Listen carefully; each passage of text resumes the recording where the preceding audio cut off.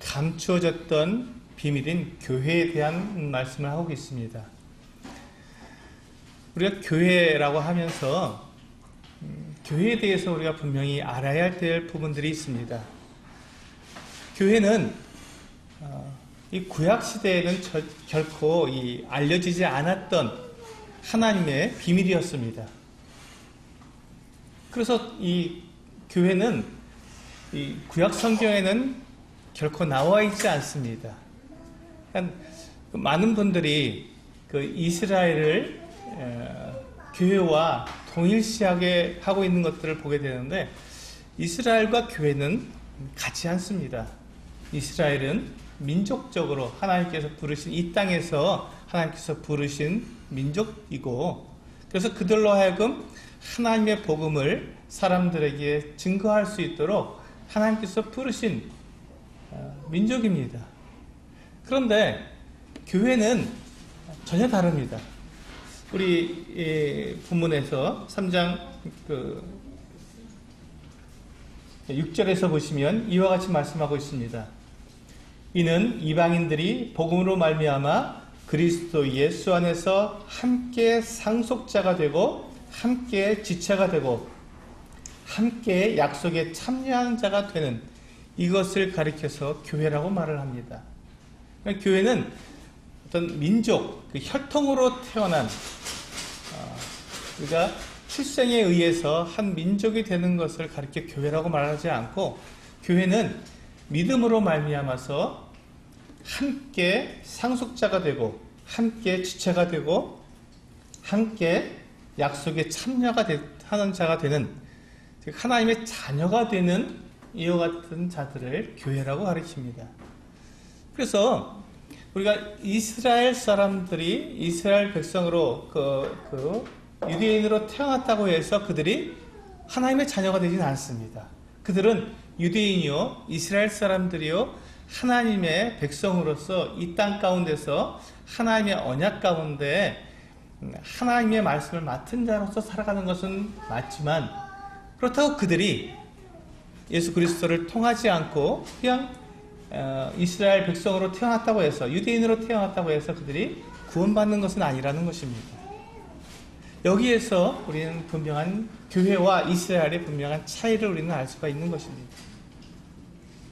그러니까 유대인이라고 해서 무조건 구원받느냐? 결코 그럴 수 없다는 것입니다. 유대인들도 예수 그리스도를 믿고 예수 그리스도의 피로 그들의 죄가 씻음 받아야만 그들이 구원받을 수 있다는 것이지요. 바로 그것을 이 구약 성경에는 나타나 있지 않습니다. 구약 성경에서는 이스라엘 백성들에 대해서 하나님께서 그들을 택하셨고 그들에게 믿음을 주셔서 그들이 구원자, 하나님께서 보내실 구원자를 기다리고 그 구원자를 믿어서 그들도 구원받도록, 장차 오실 예수 그리스도를 통해서 그들이 구원받도록 그들에게 말씀을 전해주고 계십니다. 그런데 그들 가운데에서 그들이 이스라엘 백성들이 자기들이 유대인으로 태어났다고 해서 그냥 그대로 나는 유대인으로 태어났기 때문에 나는 하나님의 자녀가 됐다고 오해하는 이와 같은 사람들이 있기 때문에 그들에게도 이 복음이 필요했던 것입니다. 그래서 우리가 요한복음 3장에서 보면 이 니고데모가 주님께 나와서 묻습니다. 밤중에 나오지 않습니까? 그때 예수님께서 뭐라고 하셨냐면, 사람이 거듭나지 아니하면 하나님 나라에 들어갈 수 없다고 말씀하십니다. 그러면서 하시는 말씀이 요한복음 3장 16절을 우리가 잘 알고 있지 않습니까? 하나님이 세상을 이처럼 사랑하사 독생자를 주셨으니 이는 저를 믿는 자마다 멸망치 않고 영생을 얻게 하시라고 하시는 이 말씀입니다. 그러니까 이 유대인이라고 해서 무조건 유대인으로 태어났다고 해서 그들이 구원받는 것이 아니라는 것이죠. 거듭나는 것이 아니라는 것입니다. 육으로 난 것은 육이요 영으로 난 것은 영이라고 말씀하고 계십니다. 그래서 유대인들이, 그래서 우리가 에베소 2장에서도 보시면, 에베소 2장 3절에 보시면, 전에는 우리도 다 그 가운데서 우리 육체의 욕심을 따라 지내며 육체와 마음에 원하는 것을 하여 다른 이들과 같이 본질상 진노의 자녀라고 말하고 있습니다. 여기서 보면 이 3절을 시작하면서 우리라고 말을 하는데, 이 바울이 지금 우리라고 표현하고 있는 이 대상은 누구냐면 유대인들을 가리키는 것입니다. 이 유대인들에게 그 이방인들에게, 에베소 교회 성도들에게 너희라고 말하고, 또 그러면서 반대로 유대인들을 가리켜, 바울을 포함한 유대인들을 가리켜서 우리라고 표현하고 있습니다. 그래서 이 에베소서에서는 바로 이 너희와 우리를 잘 구분할 수 있어야 합니다.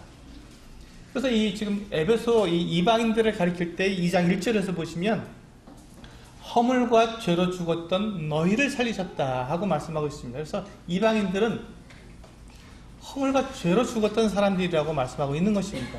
그러면 유대인들은 다르냐? 다르지 않다고 말씀하고 있는 것이죠. 3절에서 우리는 우리 육체가 원하는 것대로 행하면서 본질상 진노의 자녀였다고 말씀하고 있는 것입니다. 그러니까 이방인이나 유대인이나 차이가 없는 것이죠. 그것을 동일하게 로마서 1장에서 3장까지의 말씀을 보시면 그 이방인들이 헛된 것은 우상도 섬기고 죄를 짓고 그들이 사랑에 해당하는 그 같은 죄를 지었지만, 그럼 유대인이 나은 것이 다른 것이 있느냐? 나은 것이 하나 있다. 무엇이냐면 하나님의 말씀을 맡은 것이다. 그 외에는 다른 것이 없다. 그들도 역시 율법을 어겼고, 율법을 맡았지만 율법을 어겼고 그 죄 가운데 살았으면 모든 사람이 죄를 지었으면 하나님의 영광에 이르지 못한다고 로마서 3장에서 그렇게 말씀하고 있는 것이죠. 그래서 이 유대인이나 이방인이나 하나님 앞에서는 차이가 없는 것입니다. 모두가 다 죄인인 것이죠. 그래서 그들이 모두가 다 예수 그리스도로 말미암아서 구원을 받아야 하는데, 그렇게 모두가 구원받아서 함께 한 몸을 이룬 그 지체들, 그것을 가리켜서 우리는 교회라고 말을 하는 것입니다. 그러니까 교회는 이 건물도 아니고 또 그냥 예수 믿겠다고 모여드는 그 많은 사람들, 그 무리들을 가리키는 것도 아니고 오직 거듭난 구원받은 성도들의 모임을 교회라고 가르치는 것입니다. 그냥 한 건물 안에 함께 모였다고 해서 다 교회가 되지는 않는다는 것입니다. 분명하게 우리 함께 모였어도 그 모인 사람들 가운데서는 교회에 속한 사람도 있고 그렇지 않은 사람도 있다는 것이죠. 그것이 바로 교회의 그 본질, 교회가 과연 무엇을 말씀하고 있는가를 우리가 분명히 알아야 하는 것입니다. 그러면 바울이 왜 지금 에베소 성도들에게 이와 같이 그 교회의 본질에 대해서 말씀하고 있느냐 하는 것입니다. 왜? 그것은 교회는 한 몸이라는 것, 우리가 하나라는 것을 가르쳐주기 위해서 그렇습니다. 교회는 하나라는 것을 가르쳐주기 위해서. 한번 생각해 보십시오. 교회가 이방인이든 또 유대인이든 거듭난 그리스도인들은 다 교회다, 한 교회다. 그럼 교회는 무엇입니까? 예수 그리스도의 몸입니다. 예수 그리스도의 몸이면 몸이 둘이 될 수 없으니까 몸은 하나이지 않습니까? 그래서 예수 그리스도의 몸에 한 지체가 되었기 때문에 우리는 모두가 다 하나인 것이죠. 왼손과 오른손이 각각 다른 지체이지만 그것을 다른 몸이라고 말하지 않고 하나라고 말하지 않습니까? 제 한 몸에 붙어있기 때문에 마치 그것과 같이 우리가 유대인이든 이방인이든 서로 다른 모습을 가지고 있고 다른 문화 속에 살고 있고 다른 언어를 사용하고 있지만 그들이 다른 자가 아니라 한 몸이라는 것이죠. 그리스도의 몸에 한 지체가 되어서 하나가 된 한 몸을 이루고 있다는 것입니다. 그래서 교회는 우리가 서로 다른 지역에서 서로 다른 문화 가운데서 서로 다른 언어를 사용하면서 그렇게 모이고 있어도 하나라는 것입니다. 이것을 알아야 한다는 것이죠. 그래서 우리 서수지 교회나 저 미국에 있는 교회나 다 하나라는 거예요. 서로 경쟁하거나 서로 다투거나 비교하거나 그렇게 서로를 막 이렇게 이렇게 경쟁하는 대상으로 삼는 것이 아니라 한 몸이니까 서로가 서로를 위하고 서로가 서로를 돕는 그 같은 한 몸을 이루고 있다는 것입니다. 그래서 성경에서도 이제 나중에 우리가 지난번에도 고린도전서를 배울 때 우리가 보았지만 우리 몸에 강한 지체가 있고 약한 지체가 있습니다. 약한 지체는 강한 지체가 돌봐주지 않습니까? 그래서 우리가 이제 이게 그 교회 가운데서, 지역교회 가운데서 이 약한 지역교회가 있으면 좀 강한 지역교회가 그 약한 지역교회를 도와주는 것이죠. 왜? 우리는 한 몸이니까. 서로 다른 교회가 아니라 하나니까. 그리스도의 몸의 한 지체이기 때문에 약하고 연약하면 또 어려움을 겪고 있으면 서로 돕는 것입니다. 그것을 바울이 보여주고 있지 않습니까?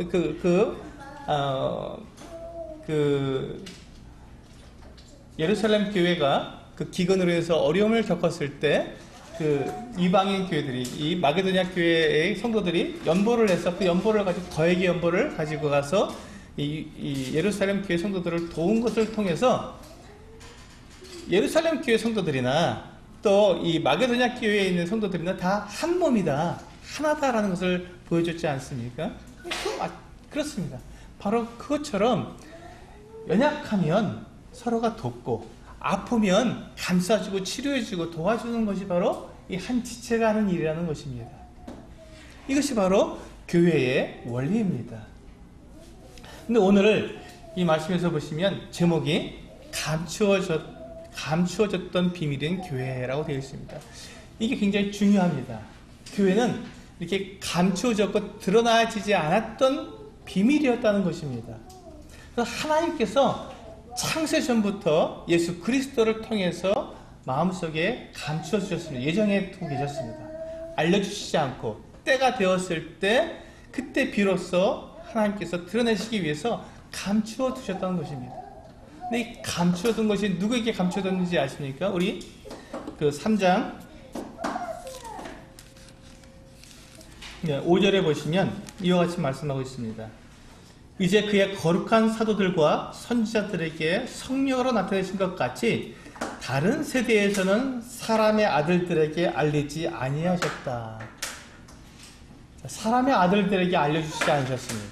그러니까 사람의 아들들, 유대인들이나 이방인들에게나 하나님께서는 알려주시지 않으셨습니다. 비밀로 감추어 주셨던 것이죠. 그래서 사람들이 교회에 대해서 알지 못했습니다. 언제까지? 예수 그리스도께서 오셔서 이제 십자가대로 죽으시고 부활하시고 승천하신 이후에 성령께서 오셔서 이제 교회가 시작된 이후, 그 이후로는 그때까지는 사람들에게 알려지지 않으셨던 것입니다. 교회가 사람들이 알지 못하는 그 같은 모습이었습니다.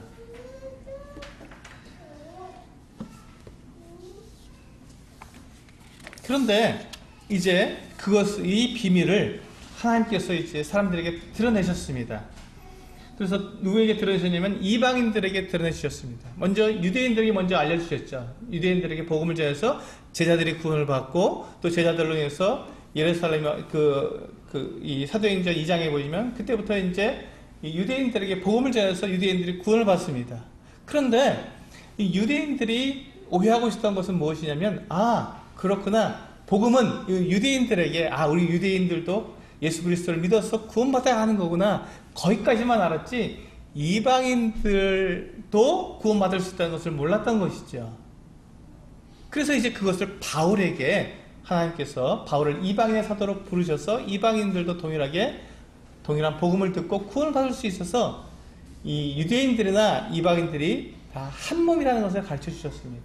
근데 이제 이 부분을 하기 위해서 하나님께서는 굉장히 놀라운 방법을 사용하셨어요. 사도행전 10장에 보시면, 우리 잠깐 보실까요? 사도행전 10장에 보시면 어떤 일이 일어나게 되냐면, 이제 베드로가 고넬료의 집에 가게 되는 이와 같은 사건이 나오게 됩니다. 이게 베드로가 고넬료의 집에 가는 것이 특별한 일은 아닌데 왜 이것이 이렇게 중요한 일일까요? 그것은 고넬료는 이방인이었기 때문에 그렇습니다. 고넬료는 로마 군대의 그 이탈리아 대 그 백부장이었습니다. 이 사람은 유대인이 아니었습니다. 이 사람은 이방인이죠. 그런데 이제 이 유대인들이 이 베드로나 사도 이 제자들 예수님의 제자들도 그 이방인들에게 복음을 전할 생각을 못했던 거예요. 왜냐하면 복음은 유대인들을 위한 것이라고만 생각했기 때문에 그렇습니다. 그들은 그와 같이 굉장히 큰 자긍심을 가지고 있었어요. 우리는 유대인이라고 하는 것 때문에 내가 하나님을 알고 있고 율법도 있고 또 할례도 받았고 그렇기 때문에 우리는 유대인이고 하나님의 백성이다. 그래서 우리는 복음을 들을 자격이 있다라고 생각했던 것이죠. 이방인들은 그럴 자격이 없다. 이방인들이 어떻게 복음을 듣느냐. 이방인들은 버려진 사람들이다 라고 생각했던 것입니다. 복음에서도 이방인들은 제외를 시켰던 것이죠. 그런데 바로 그때 하나님께서 그것이 아니라는 것을 가르쳐주기 위해서 이 베드로를 사용하셨습니다. 베드로를 고넬료의 집에 보내시는 것입니다. 이방인 집에 유대인을 보내서 복음을 전하게 하시는 것이죠. 그 일을 위해서 어떤 일을 하십니까? 한번 보세요. 10장에 보시면 10장 3절에 보시면 하루는 제9시쯤 되어 환상 중에 밝히 보매 하나님의 사자가 들어와 이르되 고넬료야 하니 고넬료가 주목하여 보고 두려워 이르되 주여 무슨 일이니까 천사가 이르되 내 기도와 구제가 하나님 앞에 상달되어 기억하신 바가 되었으니 내가 지금 사람들을 욥바에 보내어 베드로라 하는 시몬을 청하라. 자, 여기 보시면 지금 이 고넬료에게 베드로를 보내서 고넬료가 복음을 듣게 하시기 위해서 지금 누구를 사용하십니까? 천사를 사용하시는 거예요. 천사를 보내시는 거예요. 고넬료의 집에. 고넬료에게 천사를 보내셨습니다. 이방인에게 복음을 전하기 위해서 하나님께서 천사를 지금 보내신 거예요. 이게 중요한 일이었습니다. 이게 그냥 일어난 일이 아닙니다. 하나님께서 뜻하시고 하나님의 계획 가운데 있었기 때문에 하나님께서 천사를 보내시는 이 특별한 일을 고넬료에게 행하시기까지 이 일을 행하시는 것이죠. 그 다음에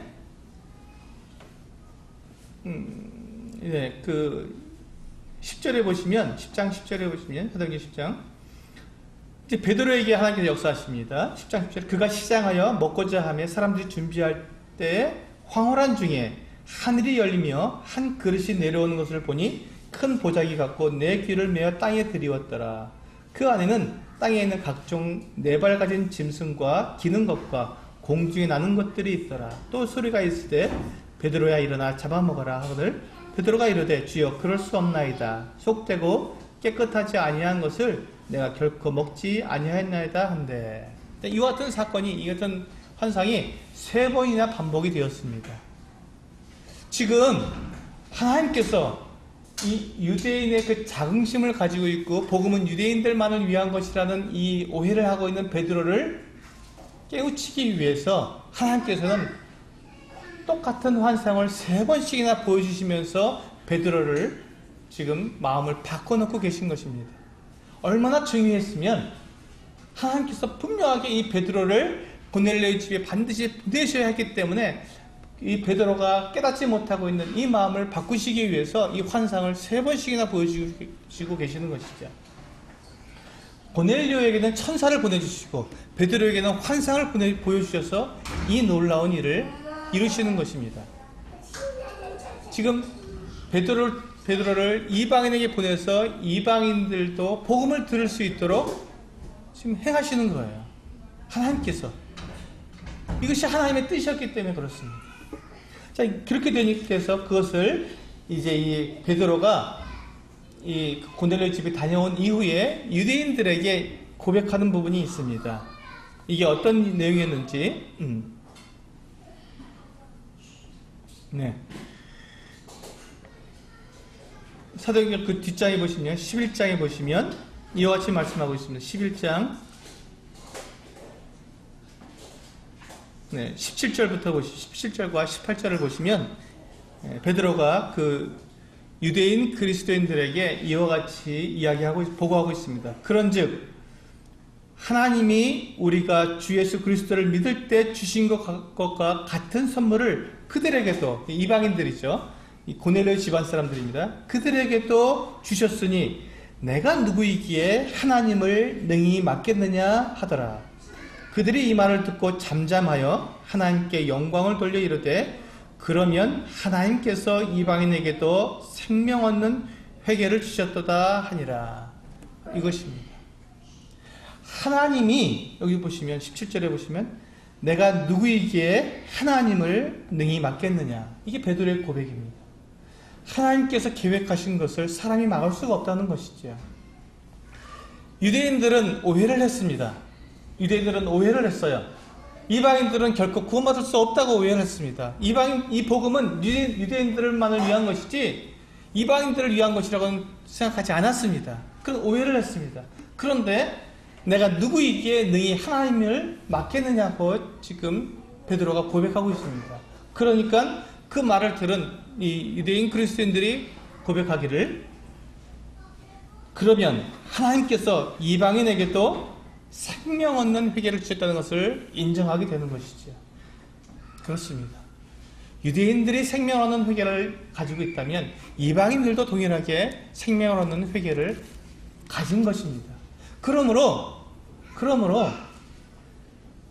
이 교회는 유대인들이나 이방인들이나 결코 차별이 있을 수 없고 결코 그들이 다른 것이 아니라 한 몸이라는 것을 가르쳐주고 있는 것입니다. 교회는 한 몸입니다. 우리 본문으로 돌아가서요. 에베소서 3장으로 다시 돌아와 보겠습니다. 9절에 보시면요. 3장 9절에 보시면 영원부터 만물을 창조하신 하나님 속에 감춰졌던 비밀의 경륜이 어떠한 것을 드러내게 하려 하심이라. 지금 바울을 이방인의 사도로 삼으신 이유가 바로 이 말씀입니다. 영원부터 만물을 창조하신 하나님 속에 감춰졌던 비밀의 경륜, 즉 교회에 관한 비밀이지 않습니까? 교회에 관한 이 비밀을 그것이 어떠한 것인 것을 드러내게 하려고 바울을 부르셨다는 것입니다. 바울에게 이 교회의 비밀을 알게 하셨다는 것이죠.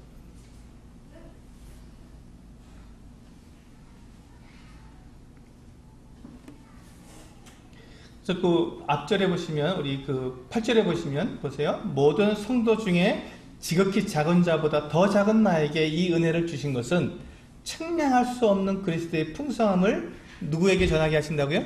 예, 이방인에게 전하게 하시는 이방인에게. 자, 그러니까 이 교회의 비밀은 사람의 아들들에게 알려지지 않은 것인데 누구에게 알려지지 않은 것입니까? 유대인들에게나 이방인들에게나 다 알려지지 않았던 것입니다. 그래서 그것을 지금 유대인들에게 먼저 알려주셨고 그 다음에 바울을 통해서 이방인들에게 전해서 이방인들도 동일한 하나님의 은혜에 들어오도록 그렇게 부르신 것이죠. 그래서 교회는 한 몸입니다. 동일한 복음을, 한 복음을 통해서 우리가 한 몸을 이루어 놓은 것이 교회라는 것입니다. 이것이 왜 이렇게 중요합니까?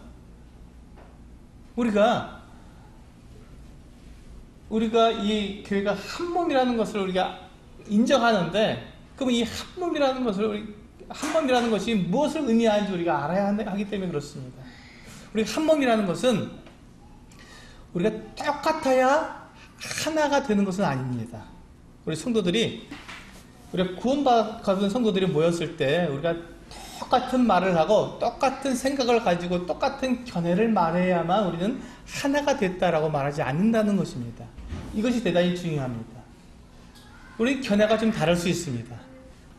우리가 그 교회에 모인 성도들의 견해가 각각 다를 수 있어요. 근데 무엇 때문에 우리는 하나가 된다고 말할 수 있습니까? 무엇 때문에? 우리 지금 보았지 않습니까? 복음으로 인해서 우리는 하나가 된 것이지, 우리 믿음으로 말미암아 우리는 하나가 된 것이지, 우리는 우리가 같은 옷을 입거나 우리가 같은 생각을 가지고 있거나 같은 견해를 가지고 있어서 하나가 된 것은 아니라는 것입니다. 우리 이 부분을 요한일서 말씀을 통해서 한번 보겠습니다. 대단히 중요한 것이기 때문에 살펴보겠습니다. 요한일서 4장 말씀을 보시면 2절부터 보시면요, 제가 읽어드리겠습니다. 이로써 너희가 하나님의 영을 알지니 곧 예수 그리스도께서 육체로 오신 것을 시인하는 영마다 하나님께 속한 것이요 예수를 시인하지 아니하는 영마다 하나님께 속한 것이 아니니 이것이 곧 적그리스도의 영이니라. 오리라 한 말을 너희가 들었거니와 지금 벌써 세상에 있느니라. 자, 여기서 보시면 하나님께 속한 영이 있고 적그리스도의 영이 있는데 이 둘은 완전히 다르지 않습니까? 근데 무엇으로 그것을 구별한다고 말씀하고 있습니까? 그가 예수 그리스도를 하나님의 아들로 고백하는지 그렇지 않은지 이것 위에는 없다는 것입니다. 그것으로 우리는 그가 적그리스도의 영에 속했는지 하나님의 영에 속했는지를 구별할 수 있다는 것입니다. 그러니까 우리가 한 몸을 이뤘다, 우리가 한 지체다, 한 그리스도인이라고 우리가 고백할 수 있는 것은 다른 것을 가지고 그렇게 말하는 것이 아니라 오직 예수 그리스도를 하나님의 아들로 인정하느냐 그렇지 않느냐, 예수 그리스도를 믿고 구원받았냐 그렇지 않느냐, 이 생명에 관한 것들을 가지고 우리가 하나됨을 이야기하는 것이지, 우리가 같은 견해, 같은 생각, 같은 옷, 같은 어떤 이런 것들을 가지고 우리는 하나가 되었다고 말하지 않는다는 것입니다. 만약에 우리가 이 생명에 관한 것 이외에 다른 것을 가지고도 우리가 하나가 된다고 말을 한다면 우리는 교회가 아니라 그것은 단체가 되는 것입니다. 어떤 다른 하나님께서 말씀하고 계시는 말씀 이외에 다른 것들 우리가 규칙을 세워놓고 기준을 세워놓고 그것이 같아야 우리는 하나가 된다라고 말을 한다면 그것은 우리가 하나님의 말씀을 벗어났기 때문에 그건 교회가 아니라 한 단체가 되는 것이지요. 그래서 우리는 교회가 되기 위해서는 우리는 오직 예수 그리스도 그분의 보혈로 죄 사함을 받은 사람들이 모였다고 하는 이 한 가지 이 근거에 의해서 우리는 형제와 자매로 영접하고 형제와 자매로 교제하고 하나가 되는 것입니다. 이것을 좀 이해하기 쉽도록 저는 부부간의 예를 들어서 한번 설명을 드리겠습니다. 부부는 한 몸입니까? 아니면 두 몸입니까? 하나님께서 뭐라고 말씀하셨죠? 예, 한 몸이라고 말씀하셨습니다. 부부는 한 몸입니다. 그러면 부부가 항상 같은 생각을 가지고 같은 견해를 가지고 항상 뜻이 같습니까? 그런 부분은 없죠. 그런 부분은 없습니다. 항상 견해가 다르고 생각도 다르고 하는 문화도 다르고 이 모든 삶의 방식이 다를 수 있습니다. 그런데 하나님께서 그 남자와 여자를 결혼이라고 하는 이 관계를 통해서 한 몸으로 삼아 주셨습니다. 비록 그들이 문화가 다르고 또 삶의 방식이 좀 다를지라도 그들은 하나님께서 결혼이라고 하는 이 관계를 통해서 하나가 되게 하셨으면 이제 한 몸인 것입니다. 그들은 둘이 아니라 한 몸입니다. 그래서 우리가 서로가 다른 부부가 이제 한 몸을 이루어서 그들이 서로 다른 생활 방식, 서로 다른 그 가정 문화 이런 것들을 갖다가 서로 같이 살면서 어떻게 합니까? 서로 맞춰가죠. 끝까지 안 맞을 수도 있습니다. 죽을 때까지 안 맞을 수도 있어요. 그러나 그들이 서로 안 맞다고 해서 그들이 한 몸이 아닌 것은 아닙니다. 하나님께서 한 몸이라고 말씀하셨기 때문에 부부는 한 몸인 것이지요. 그것처럼 교회도 마찬가지입니다. 우리가 조금 다른 생각, 좀 다른 견해를 가지고 있어도 이 근본적인 생명에 관련된 이 근본적인 진리가 같다면 우리가 한 몸인 것입니다. 예수 그리스도를 믿고 거듭난 그리스도인이라면 그는 우리와 하나인 것이지요. 그래서 우리가 이와 같이 그리스도 안에서 교회가 한 몸이고 하나라면 우리는 사랑할 수 있습니다. 그가 누구든지 사랑할 수 있다는 것입니다. 그가 강한 사람이든 약한 사람이든 그가 똑똑한 사람이든 그가 좀 어리석은 사람이든 그가 잘난 사람이든 못난 사람이든 우리는 모든 사람을 사랑할 수 있다는 것입니다. 그가 부자이든 그가 가난한 사람이든 전혀 상관없이 우리는 그를 사랑할 수 있다는 것입니다. 그가 노인이든 어린아이든 우리는 그를 사랑할 수 있습니다. 이것이 교회가 한 몸이고 하나라고 하는 말씀에서 우리가 반드시 알아야 할, 반드시 생각해야 할 내용입니다. 우리는 사랑할 수 있습니다. 사랑해야만 하는 것이고요. 한 몸이기 때문에. 그래서 우리 에베소서 3장으로 돌아오셔서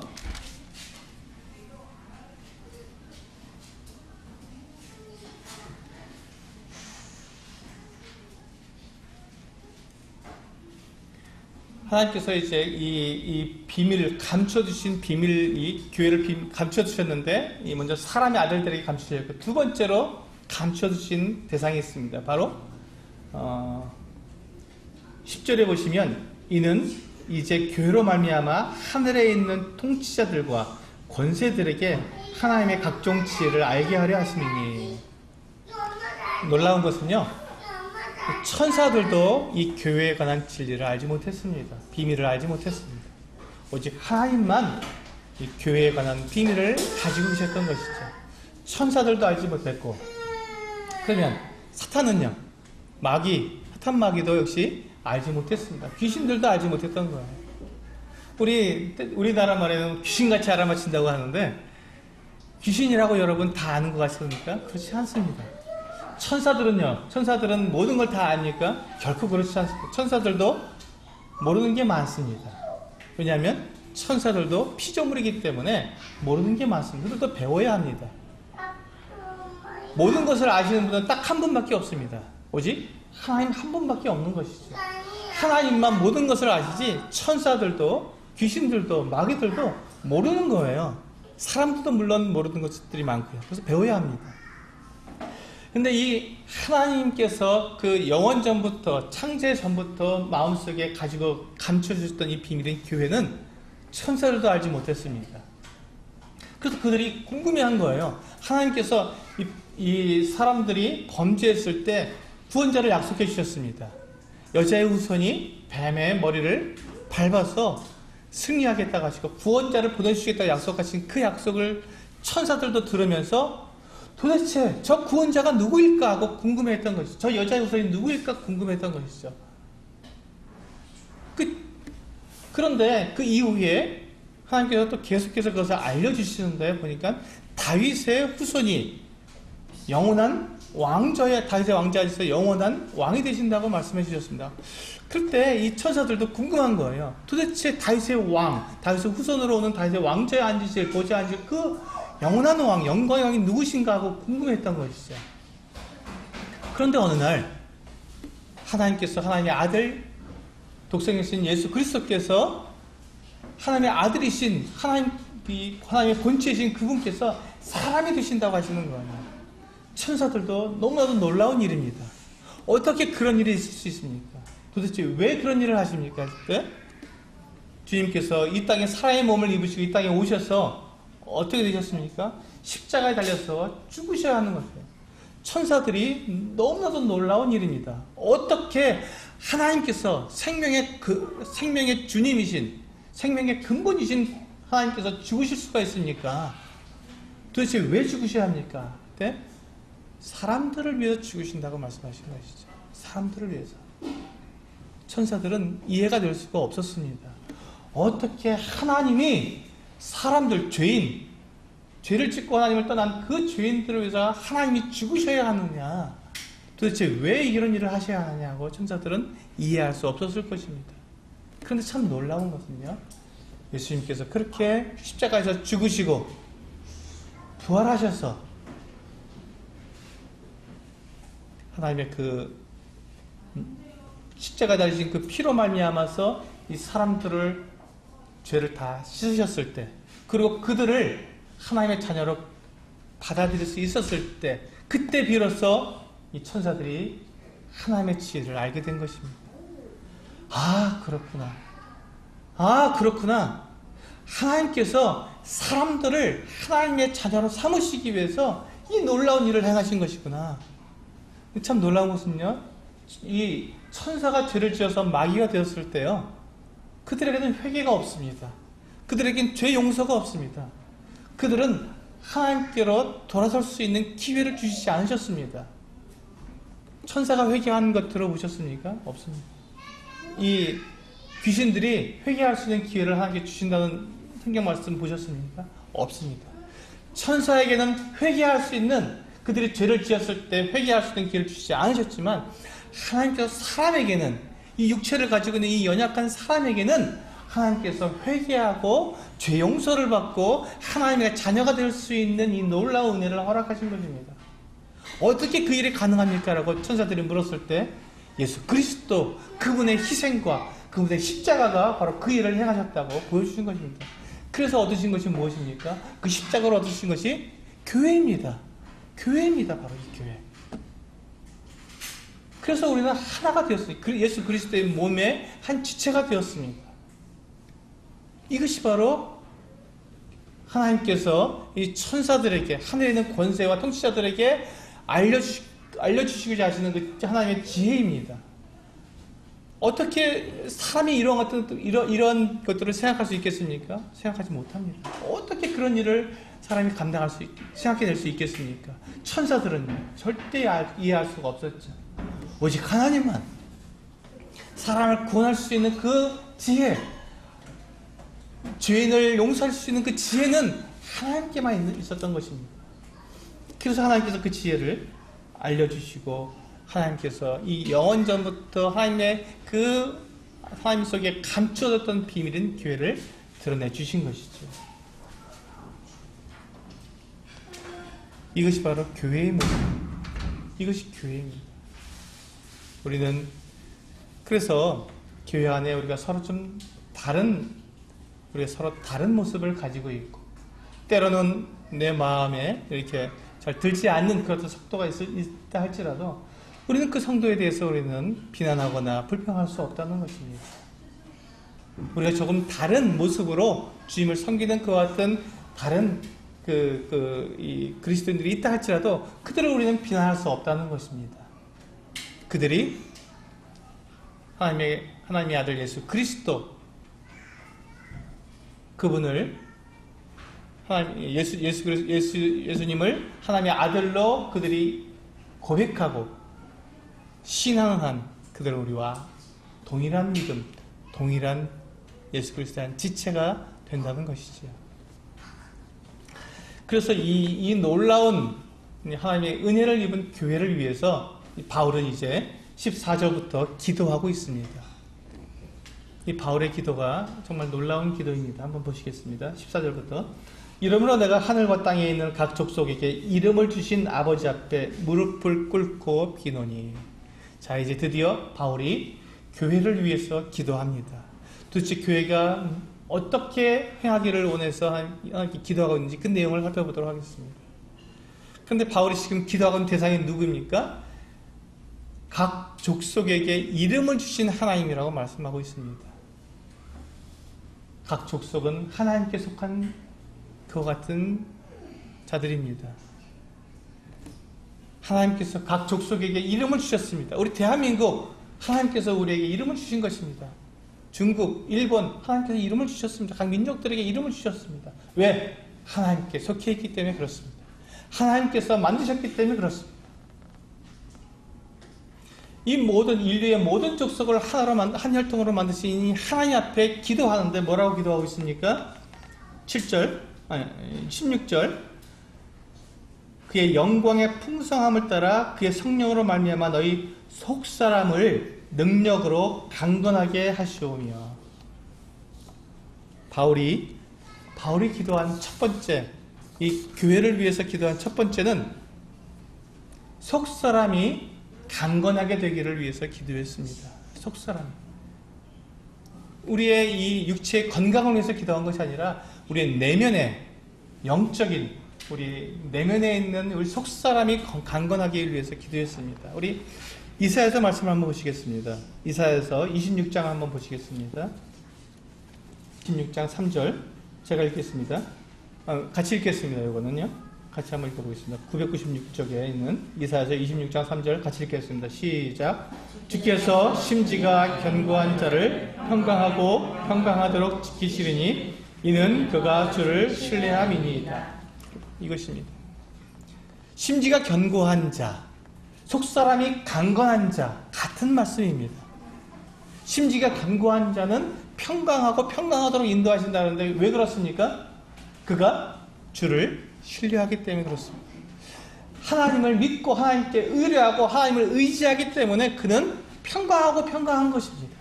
어떤 어려움이 있고 어떤 고난이 오고 어떤 문제가 우리에게 있어도 바깥에서 그 난리가 우리에게 일어난다 할지라도 우리의 속사람은 평강한 것입니다. 왜? 우리 하나님을 믿고 있기 때문에 그렇습니다. 하나님께서 우리를 지키시고 보호하시고 우리를 영원한 생명으로 우리를 인도하실 것이 분명하기 때문에 우리 그걸 믿기 때문에 우리의 속사람은 강건한 것입니다. 우리는 심지어 견고해서 평강하고 평강하도록 우리는 인도함을 받는 것입니다. 그렇습니다. 우리는 돈을 의지하거나 권력을 의지하거나 사람을 의지하면 반드시 넘어지게 되어 있지만 하나님을 의지하는 사람은 평강하고 평강하게 되어서 속사람이 강건해지는 것입니다. 두 번째로 바울은 무엇을 기도하고 있습니까? 17절에 보시면 믿음으로 말미암아 그리스도께서 너희 마음에 계시게 하시었고 너희가 사랑 가운데서 뿌리가 박히고 터가 굳어져서 이렇게 말씀하고 있습니다. 여기 보시면 믿음으로 말미암아 그리스도께서 너희 마음에 계시게 하시었고 자 한번 보세요. 참 놀라운 것은요 우리가 구원받은 사람들입니다. 예수 그리스도를 우리의 마음에 모신 사람들이에요. 그런데 여기 보시면 바울이 뭐라고 말씀하고 있냐면 그리스도께서 너희 마음에 계시게 하시었고 우리 마음에 계셔야 한다는 것입니다. 우리는 예수 그리스도를 영접한 사람들이에요. 우리 안에 계십니다. 성령께서 우리 안에 계세요. 그럼에도 불구하고 예수 그리스도께서 우리 마음 밖에 쫓겨나실 수도 있다는 것입니다. 이게 두려운 일입니다. 요한계시록 3장에 보면 라오디게아 교회가 그런 교회였습니다. 제가 읽어드리겠습니다. 요한계시록 3장에 보시면 라오디게아 교회에게 주님께서 말씀하시는데 뭐라고 말씀하시냐면 볼지어다 내가 문 밖에 서서 두드리노니 누구든지 내 음성을 듣고 문을 열면 내가 그에게로 들어가 그와 더불어 먹고 그는 나와 더불어 먹으리라. 라오디게아 교회에게 하신 말씀입니다.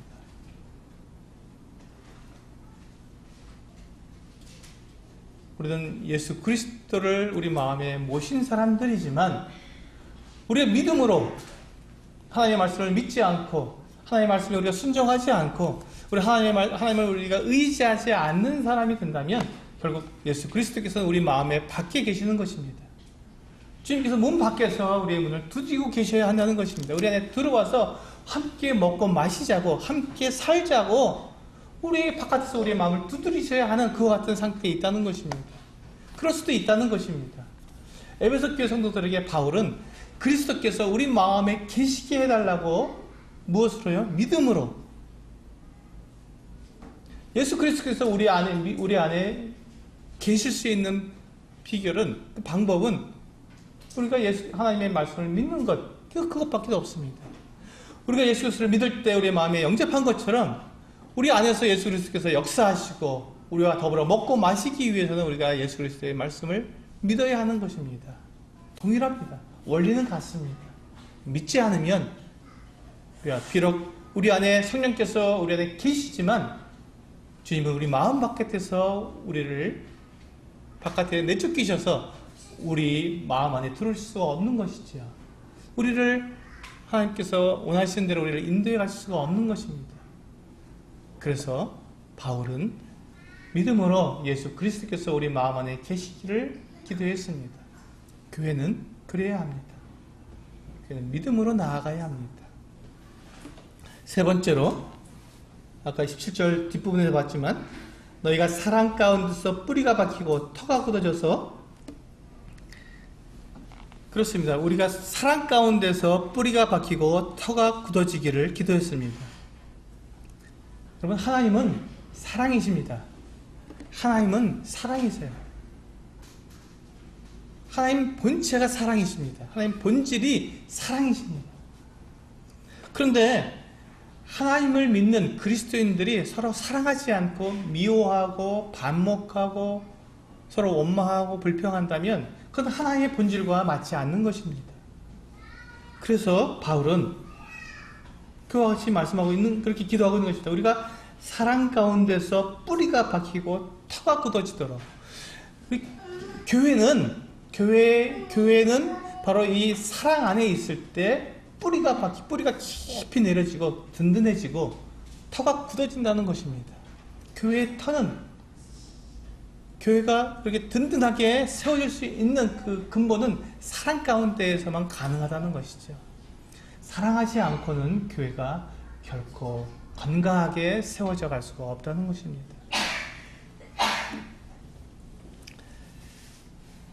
네 번째로, 마지막으로 네 번째, 이제 18절에 보시면 능히 모든 성도와 함께 지식에 넘치는 그리스도의 사랑을 알고 그 너비와 길이와 높이와 깊이가 어떠함을 깨달아 하나님의 모든 충만하신 것으로 너희에게 충만하게 하시기를 구하노라. 바울은 모든 성도와 함께 지식에 넘치는 그리스도의 사랑을 알게 되기를 기도했습니다. 이게 지금 다 사실 이게 네 가지 기도의 제목이 있지만 다 같은 겁니다. 사실은 다 동일한 것이거든요. 여기 보시면 이 주님의 사랑을 위한 그리스도의 사랑을 우리에게 말씀하고 있는데, 그 그리스도의 사랑은 어떤 사랑이냐면 우리의 지식을 뛰어넘는다고 말씀하고 있습니다. 주님의 사랑이 얼마나 큰 사랑인지 우리가 사실 알지 못한다는 거예요. 우리의 지식으로는 주님의 사랑을 다 알 수 없다는 것입니다.